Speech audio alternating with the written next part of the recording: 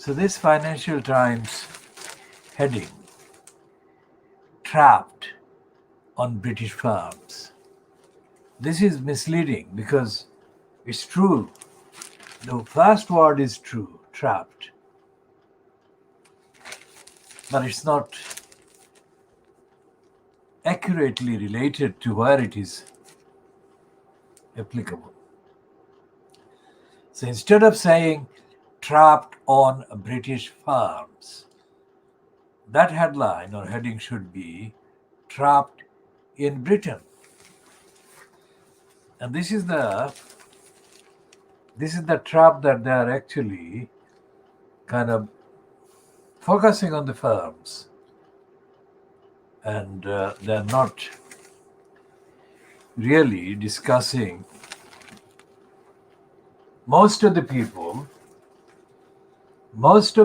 who came into the UK for economic reasons, migrants or immigrants. Most of the people that have come from Africa and Asia, they have left out all these people from there that discuss this full-page Financial Times report byline to Sarah O'Connor and Judith Evans. And they talk about the hardship and the low pay and other kind of denial of basic rights suffered by mainly migrant workers from Europe. And they're talking about the shortages of British-born indigenous workers in these farms and for these farms. But they're not putting all the various factors together. Therefore, this piece is factually true, but it's not contextual. It's out of context and it's not really coherent in terms of analysis. And there is no reference to racism, and there is no actual acknowledgement of the racism. Now, I'm going to refer to the migration that has happened for the last good number of years, 70 years, let's say, 75 years. And I'm dating this from the August 1947, when the British Empire formally ended in the subcontinent. Of course, people had been migrating and immigrating to the what was stupidly and completely shamelessly paraded as the motherland. How could Britain be the motherland for Asian and African people? But it was portrayed to the colonized people in the subcontinent and in Africa as the motherland. And of course, in the Caribbean islands. I mean, compared to the masses of people, the huge numbers of people in Asia and Africa, the Caribbean population is completely insignificant in terms of the number. But in terms of the experience, in terms of the deprivation of rights, I mean, the people from the Caribbean have been suffering the same kind of deprivations and denials and robberies of their rights as the people from the main populations in Asia and Africa. Now, I have discussed before the creation of these areas with a heavy concentration of African and Asian people. Not all of England is populated by African and Asian people. It's places like Brick Lane in London, Southall in Ealing, West London, in Bradford in Yorkshire, Birmingham, of course, in the Midlands, and Bristol partly from the African origin people, African legacy people, and Cardiff to an extent, and of course London. So these places, London, for example, in the context of the Bangladeshis, London has been home for a very small number, but actually kind of continuously present population from the Silot area. It goes back to more than 100 years. And I have had relations, not immediate relations, but relations who have been in London for more than 100 years, or for more than 100 years ago, they arrived in London. So when I was growing up, when I became aware of the conversations, I was able to relate to things like London, not necessarily things like the streets in London, but I was able to relate to London very early on in terms of it being a place or a country. I mean, it became being an image of a country at the initial stages of the conversation I overheard, and it became a place later on. So for my kind of understanding of London and UK and migration and racism, I actually can refer back to very early years of my life growing up. So even though I was physically not here in London, I had kind of earlier acquaintance with London than I had with some of the cities like Dhaka or other parts of the subcontinent in terms of the narrative. And the image of London that I was kind of able to hear discussed, referred to by the people that were visiting our house and having kind of political and similar discussions every day. The image of London that was being painted and portrayed and discussed in those discussions, it was almost without any exception, London was being discussed as an ideal place in terms of comparative prosperity and so on. Later on, I became party or privy to discussions that were happening in my hearing elsewhere, that America was a source of serious money that people from the Silot area were beginning to go to. London was the first one. It wasn't London so much as Bilat, England, and Bilat was the main kind of word that was being said. So Bilat was being replaced by Mirikin. They wouldn't say America, they would say Mirikin. So the Mirikin was replacing Bilat and London as the place for, well, Mirikin was at that stage being portrayed as the place from where people returned to Silot with extraordinary amounts of money. So all the references to England, Bilat, and America were references to do with money, and reference to do with the fact that those are the places where plentiful money was available to the lucky ones. And when the discussion was taking place in the village or villages, the image of Bilat and the image of Mirikin were images of almost kind of outer outer space places that didn't actually resemble anything that we were encountering in the bazaars and the markets, where haggling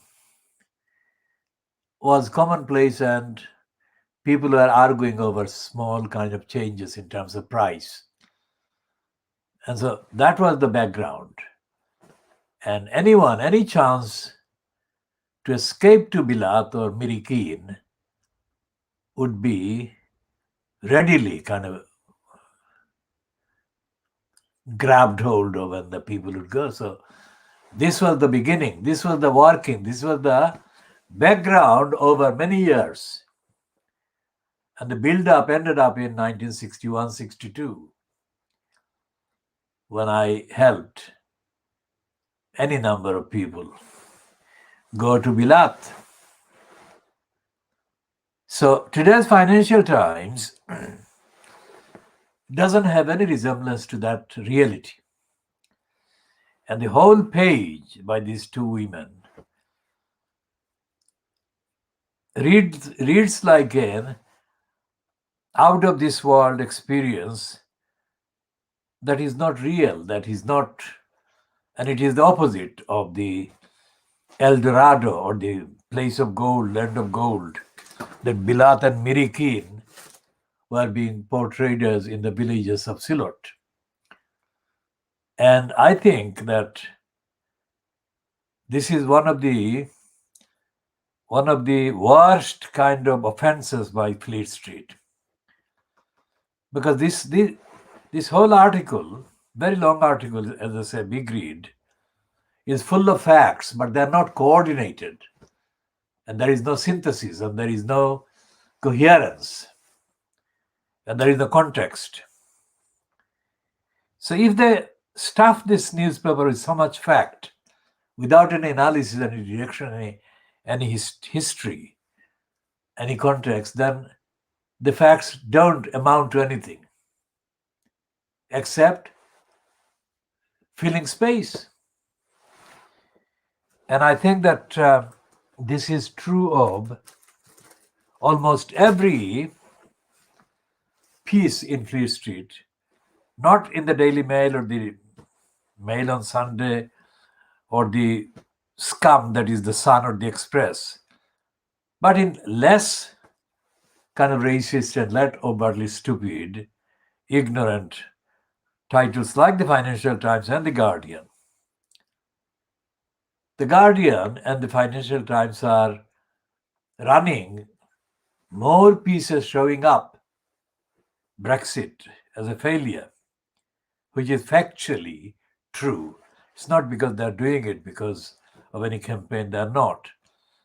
And Vince Cable, the Lib Dems leader before the current one, was the architect of the slogan that Brexit, there was swearing word, Brexit.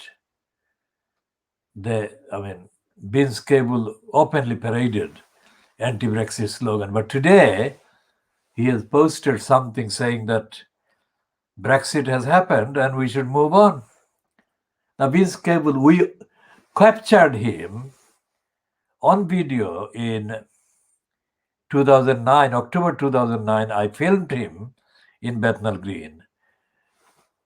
And I caught him on film as being stupid, literally stupid. So when I say the diagnosing the media, I'm diagnosing almost all the British politicians on the evidence, on the first-hand experience. And most of them are stupid. In fact, if Boris Johnson is a congenital liar, according to the French ambassador, who was in post in London as the ambassador of the French Republic for 4 to 5 years, then it goes without saying that there will be not anyone else who is intelligent to the point that there should be, to the level that there should be. Remember what I'm saying about Boris Johnson, because Johnson, has crafted his career by peddling the myth that he is cleverer than the ordinary average kind of Briton.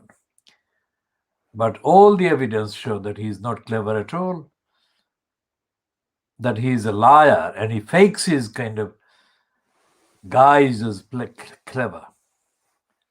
And the scandal of his fiancée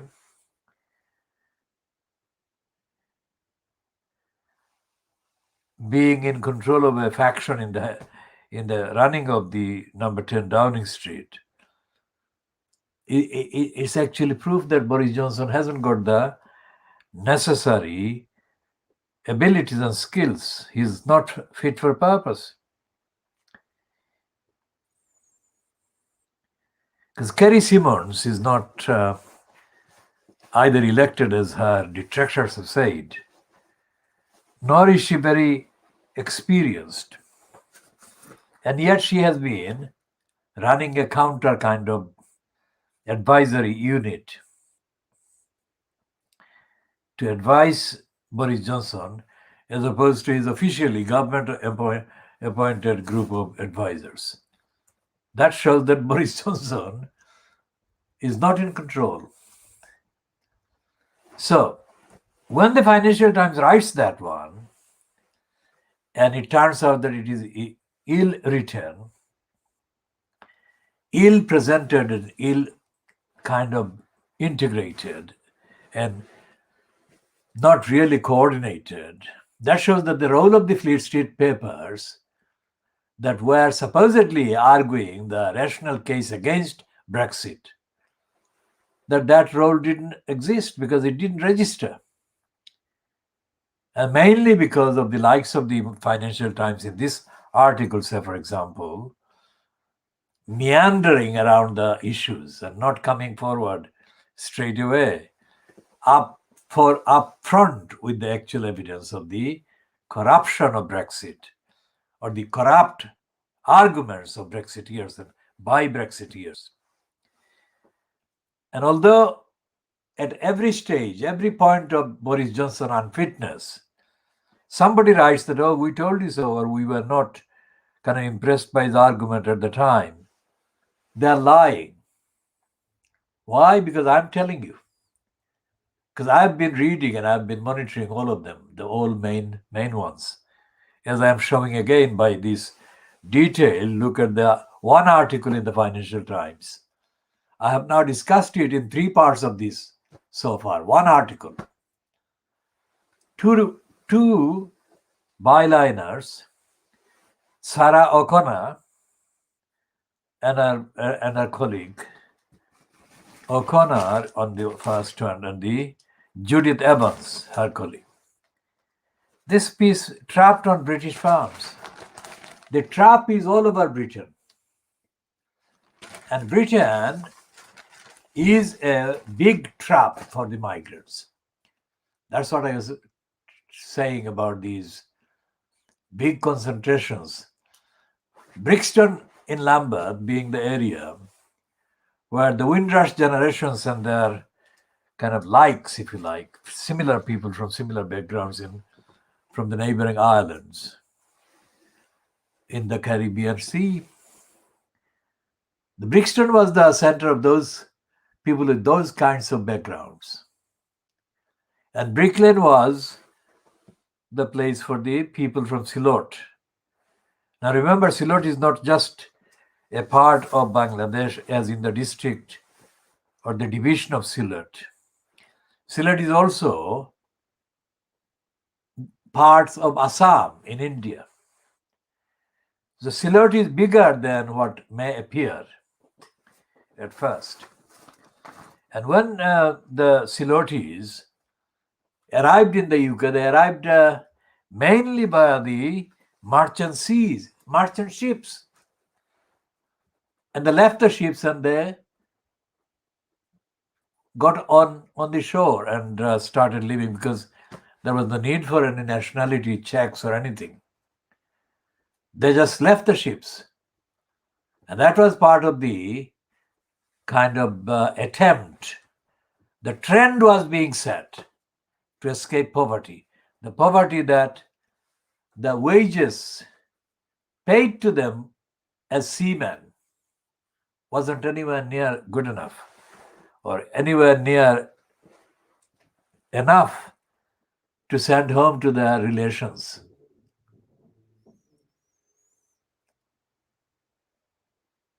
Their families. So Mirikin and Bilat were destinations for people escaping poverty, even say 40 years before the actual employment voucher of the early 1960s enabled a large number of Silotis to come here. And I'm one of the people who sent any number of people under that scheme. Now, what I didn't do when I came here myself, for completely different reasons, which I shall explain in due course, I found that the Bangladeshis, or then East Pakistanis, or mostly East Pakistanis, had disintegrated as people. Although they were here and sending enough money to their families, as people, as society, as social beings, they didn't have any autonomy and they didn't have any organization of their own in terms of socially functioning connections. A fact that immediately compelled me to do whatever I could to form social organizations, again, which I shall elaborate on in detail in due course. So I became forced by the power of the evidence of absence of these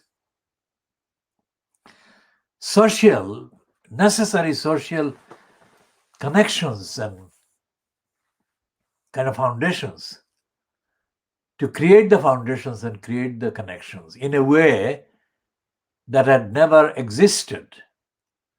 In other words, I began starting to address the problems by addressing the British institutions.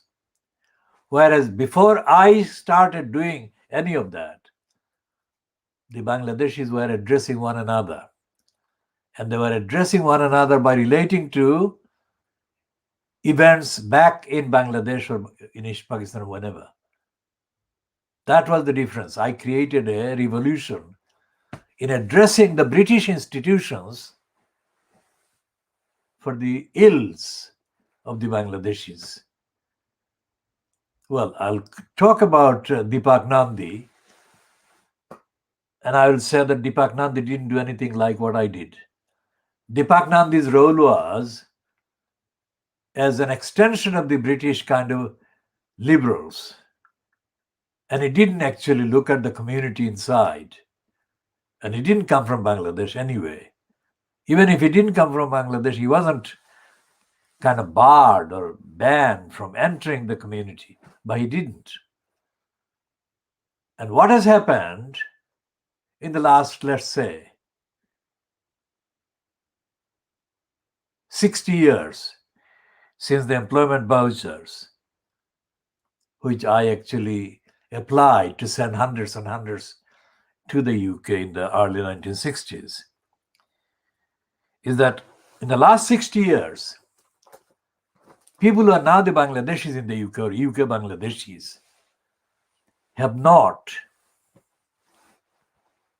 kind of realized the many potentials to set up a community that is real, community structure that is real. And I'll explain this in detail. What I mean is that the tendency has been to behave as dependents of the white superiors. I mean, whites have been treated as superiors, as being superior in intelligence and his generosity and wisdom and outlook and all the other things. So the source of wisdom has been the white people. Like, for example, in Tower Hamlets, there was a man called Trevor Huddleston in Stepney. He was the Bishop of Stepney.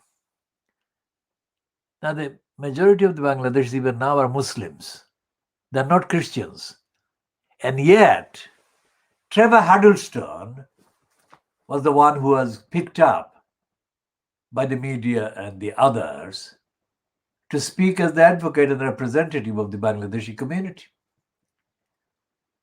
And if it wasn't Trevor Huddleston, it was for a period, short period, but it was for a period, a trade union man called Dan Jones.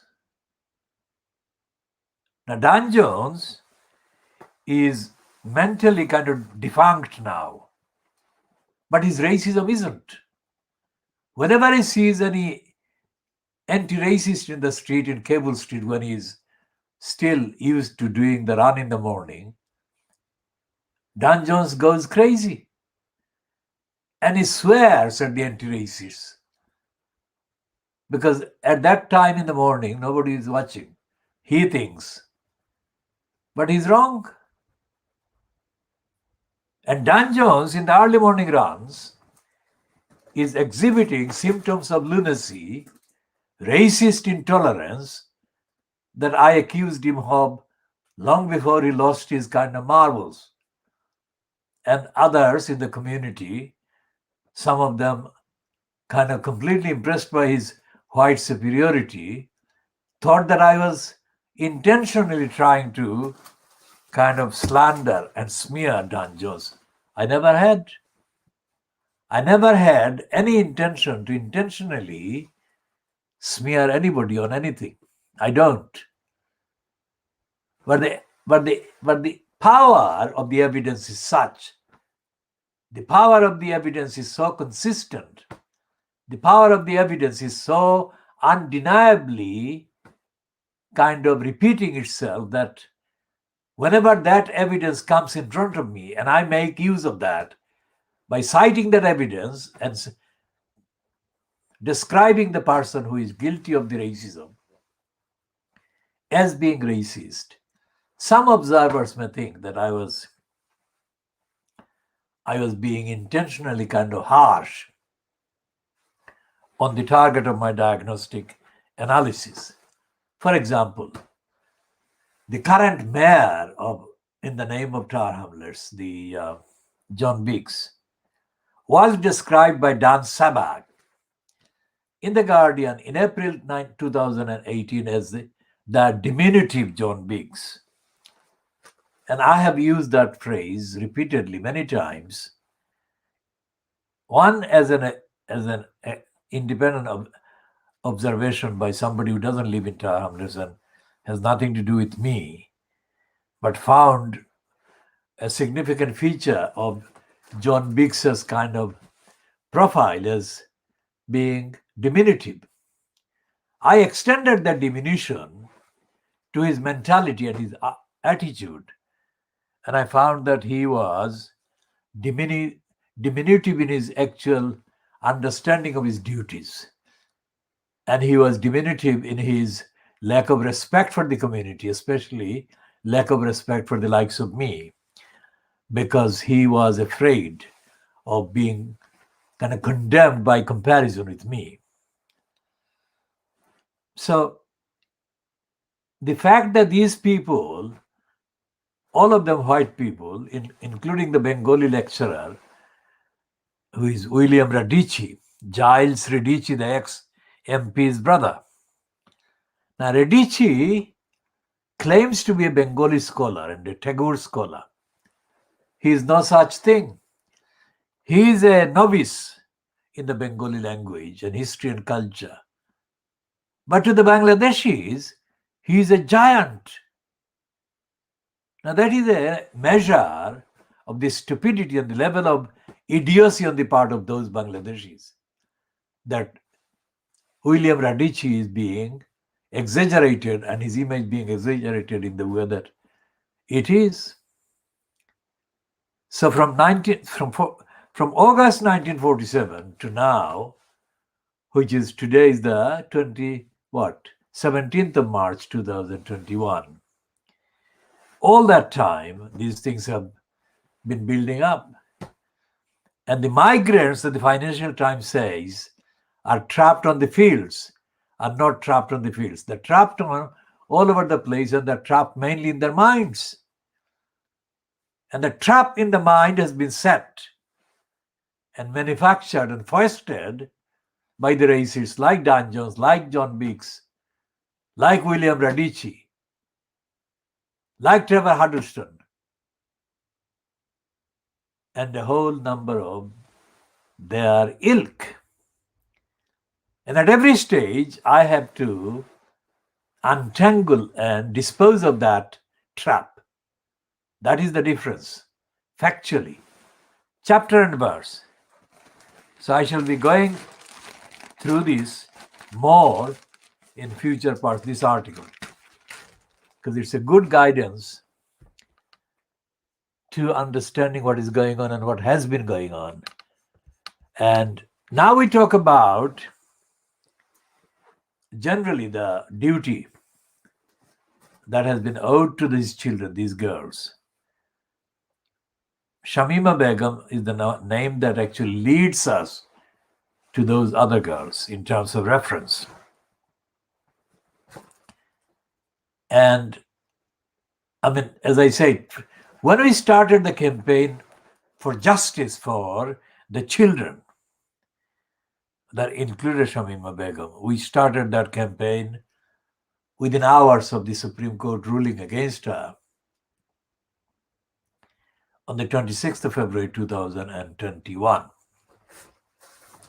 There was nobody, none in the media, no source in the media whatsoever that was saying anything good about the argument against the racist decision and the discriminatory denial of Shamima Begum's citizenship rights.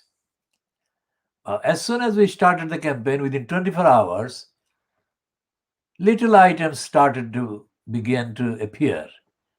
For the first time in the 6 calendar years, since February 2015, that showed likely sympathies for Shamima Begum.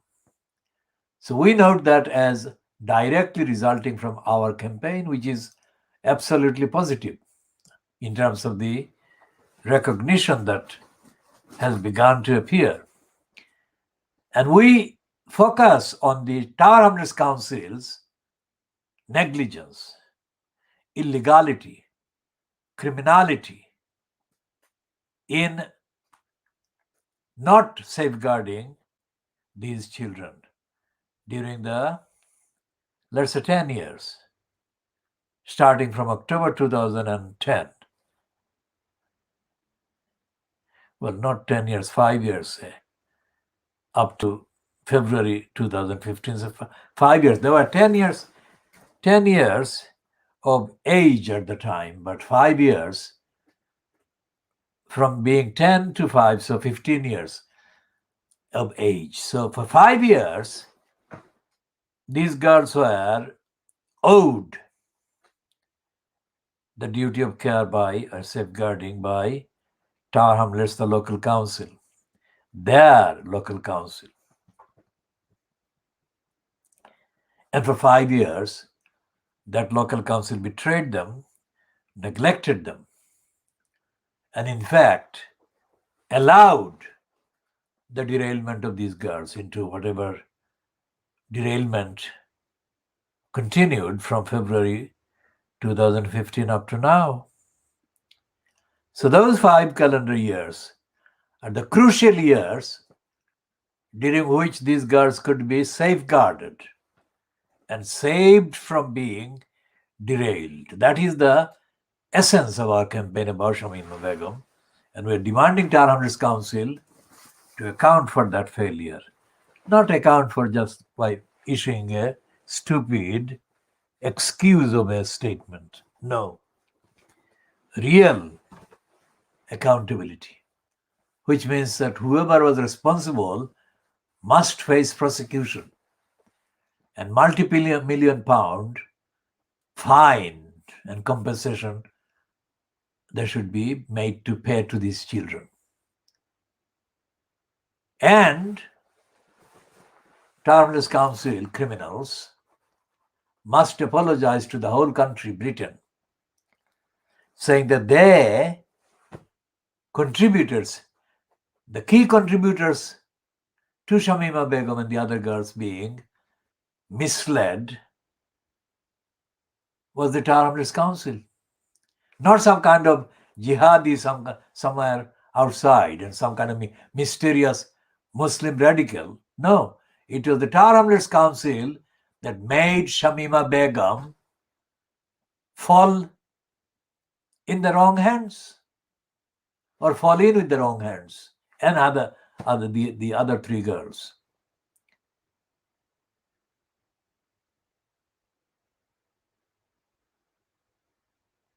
Think about the depth of what we're saying. So we are going to continue.